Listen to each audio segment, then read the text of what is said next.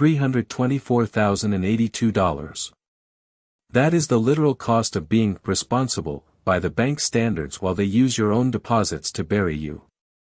Most people think compounding is a slow, steady climb to a comfortable retirement, but for the elite, it is a high-velocity weapon of extraction. I'm Alex. This is Wealthonomics, where we expose the financial system the wealthy don't want you to understand. Last week we exposed how banks profit from your savings, but today we're going deeper into the mathematical engine that drives the global wealth gap. By the end of this video, you will understand exactly why your savings account is a trap and how the 1% uses your very existence to compound their own net worth. The modern concept of compound interest isn't a natural law, it's a designed mechanism. Following the 1913 Federal Reserve Act, the system shifted to reward those who own the debt, not those who work for the money. Institutional giants like J.P. Morgan Chase and Goldman Sachs don't just use compound interest, they architect the environment where it flourishes for them and withers for you. This is the Cantillon Effect in action, the principle that those closest to the source of money creation benefit the most, while those at the end of the chain see their purchasing power compounded into nothingness by the hidden friction of inflation. To understand the divide, you have to look at the spread. When you put money in a high-yield savings account at 4%, the bank isn't doing you a favor. They are immediately lending that same capital out through credit cards at 24% or personal loans at 12%.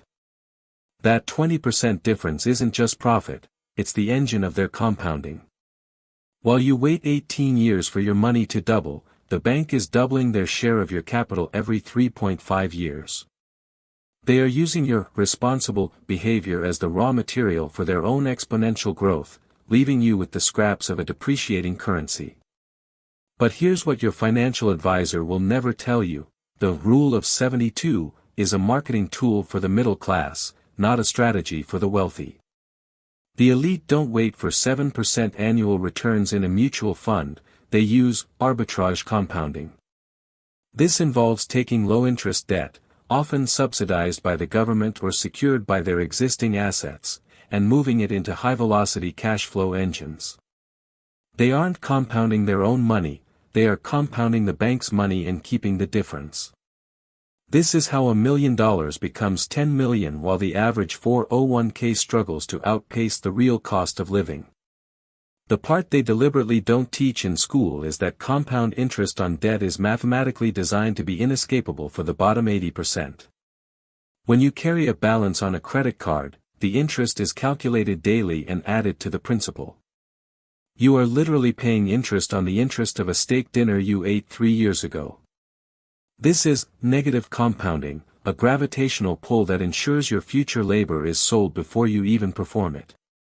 While the rich buy assets that compound in value, the middle class buys lifestyle that compounds in cost, creating a permanent state of financial servitude. Everything I just told you is accurate.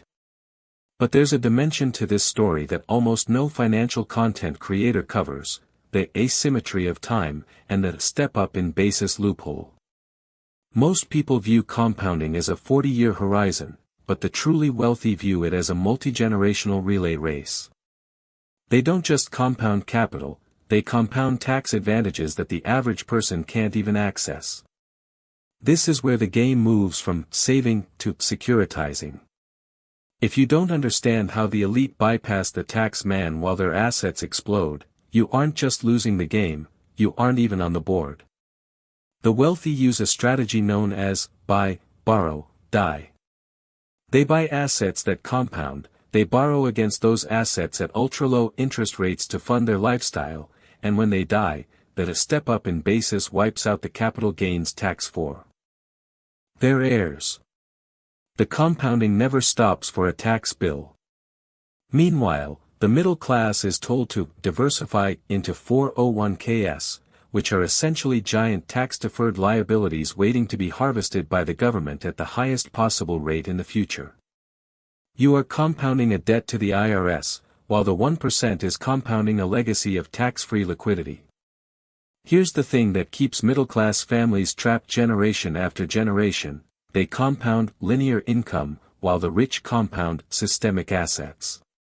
If your wealth is tied to your hours worked, your compounding is capped by the 24 hours in a day. The elite decouple their wealth from their time. They invest in private equity, proprietary algorithms, and real estate syndications where the compounding is driven by the labor of thousands of others. They are the owners of the compounding engine, while the rest of the world is merely the fuel that keeps it running. They don't want you to have critical mass because once you do, you stop being a customer. To break the cycle, you must cross the threshold of velocity. This is the point where your assets generate more in compound growth than your annual expenses. For most, this number is higher than they think because they fail to account for the vampire fees of traditional brokerage accounts. A 1.5% management fee might sound small, but over 30 years, it can cannibalize up to 40% of your total compounded wealth. You need to move your capital away from managed mediocrity and into direct ownership or low-cost, high-efficiency vehicles that prioritize the retention of every single decimal point. Start by auditing your compounding leakage. Every dollar of high-interest debt you carry is a 20% guaranteed return you are giving to someone else. Pay it off with the same urgency you would use to flee a burning building. Next, stop looking at savings and start looking at arbitrage. Can you move capital from a 0.01% environment to an 8% environment? That 7.99% gap is where your freedom lives. The goal isn't just to have money, it's to have money that creates more money faster than the system can steal it through inflation and taxes. This is a battle for your future time. Every day you remain on the wrong side of the decimal point, you are selling a piece of your 60-year-old self to a billionaire who is already bored with his wealth. The system isn't broken, it's working perfectly for the people who built it. The only way out is to stop playing their game by their rules. You have to become the bank, the owner, and the strategist. If you don't weaponize compound interest for yourself, I guarantee the system will continue to weaponize it against you until your very last breath. 3 things to take from today. First, compound interest is a weapon of extraction when applied to debt and a tool for freedom when applied to assets. Second, the spread between what banks pay you and what they charge you is the true cost of safety. Third, the wealthy use debt to accelerate compounding while the poor use it to accelerate consumption. Remember that $324,082 from the start. Here's what that actually means. That is the price of being a passive participant in a system designed for active predators. Next on Wealthonomics, why debt is the most powerful wealth tool if you use it right. If this changed how you see the system, subscribe. The next one goes deeper.